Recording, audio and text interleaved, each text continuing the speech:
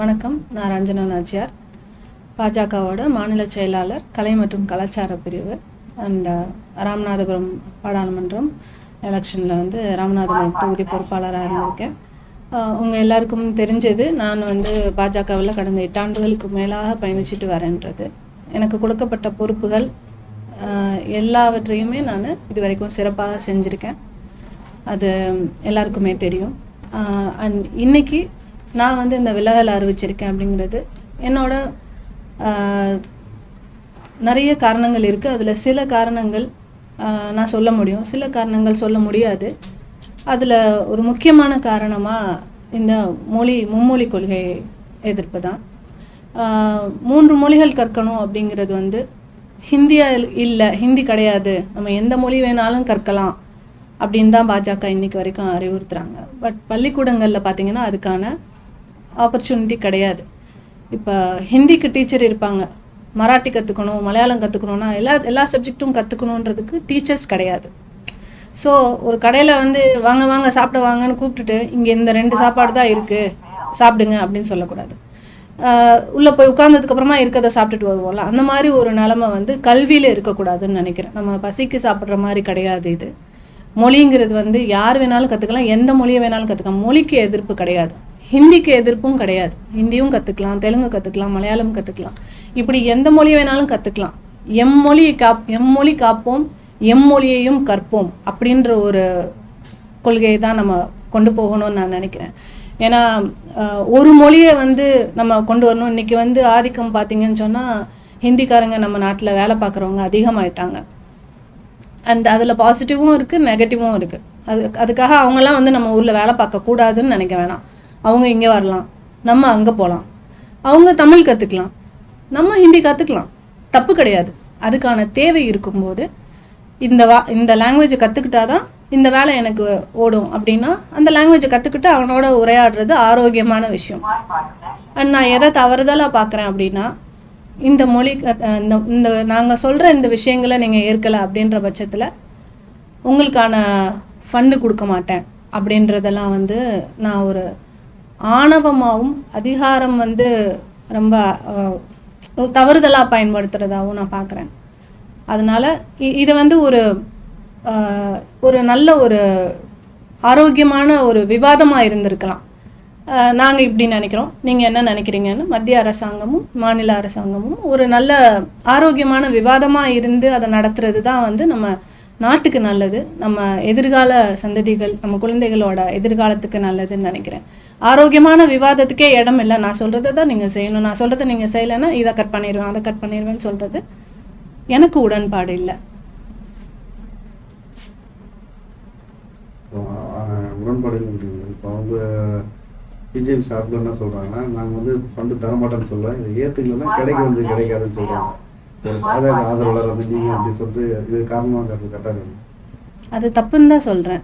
இல்லை என்ன சொல்கிறாங்கன்னா, இந்த கொள்கையை ஏற்றுக்கலன்னா ஃபண்டு இல்லை, நான் ஃபண்டு தரமாட்டேன்னு சொல்லல, இந்த கொள்கையை ஏற்றுக்கலன்னா ஃபண்டு கிடையாதுங்க அப்படின்ற மீனில் பிஜேபி சப்போர்ட்டர்ஸ்லாம் சொல்கிறாங்க. இப்போ நீங்கள் ரெண்டு ஒன்று தானே. இப்போ நான் என் குழந்தைய படிக்க அனுப்புகிறேன், ஒரு ஸ்கூலில் படிக்க அனுப்புகிறேன். என் குழந்தை நல்லா படிக்கல, நான் ஃபீஸ் கட்ட மாட்டேன்னு நான் சொல்ல முடியாதுல்ல. ஃபீஸ் கட்டுறதுன்றது என் குழந்தை எப்படி படித்தாலும் அந்த ஸ்கூல் நடத்துகிறவங்களுக்கு ஃபீஸ் கட்டுறதை கட்டி தான் ஆகணும். எல்லா பள்ளிக்கூடங்களுக்கும் எப்படி கொடுக்குறோமோ அதே மாதிரி ஒரு ஃபண்டுங்கிறது எல்லா மக்களுக்கும் ஈக்குவலாக கொடுக்கணும். அதில் பாகுபாடு காட்டுறதுங்கிறது ஏற்றுக்கொள்ள முடியாத ஒரு விஷயமா பார்க்குறேன். 8 ஆண்டுகளாக பாஜக பயணம் பண்ணி அப்போது தமிழக அரசுக்கும் மத்திய அரசுக்கும் மோதல் இருந்ததா இருக்கு. திடீர்னு இந்த ஒரு காரணமாக வெளியில் வரதுக்கு என்ன வேற ஏதாச்சும் காரணம் இல்லை? அதான் சொல்கிறேன், நிறைய காரணங்கள் இருக்குது. நிறைய காரணங்களில் இது ஒரு காரணம். இன்றைக்கி இந்த காரணம் எல்லாருக்கும் கண்டிப்பாக கொண்டு போய் சேரணுன்றதுக்காக இன்றைக்கி இந்த காரணத்தை சொல்லியிருக்கேன். தேவைப்பட்டால் வேறு காரணங்கள் இருக்குது, அதையும் சொல்லுவேன் கண்டிப்பாக. அழுத்தமெல்லாம் யாருக்கும் கொடுக்க முடியாதுங்க.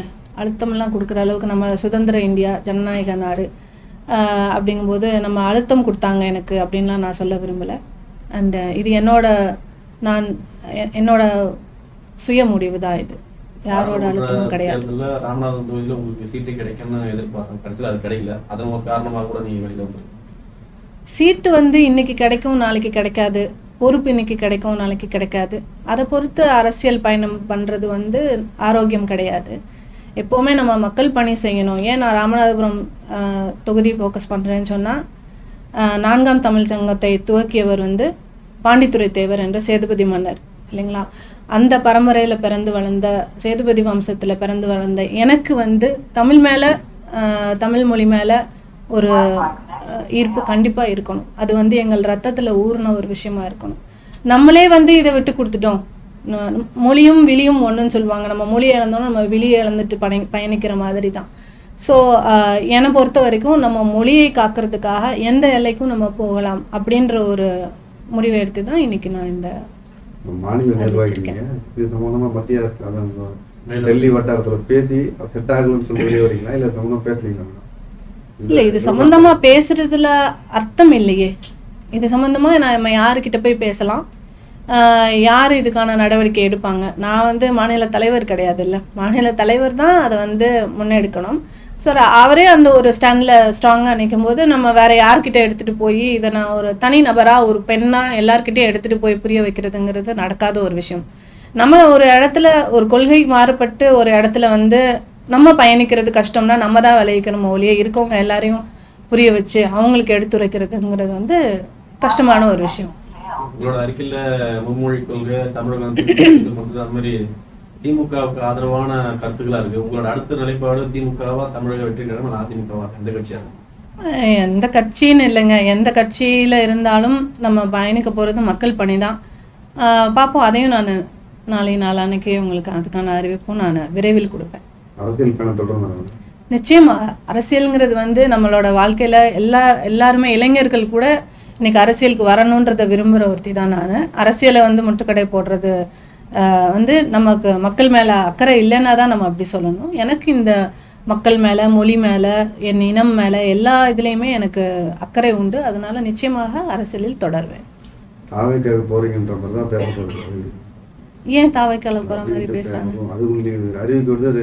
அறிவிக்கிறேன், நாளைக்கு நாளான்னைக்கு அறிவிக்கிற அவசரம் வேணாமே. நான் கண்டிப்பாக அதையும் அறிவிக்காமல் யாரும் எதுவும் செய்ய மாட்டோம்.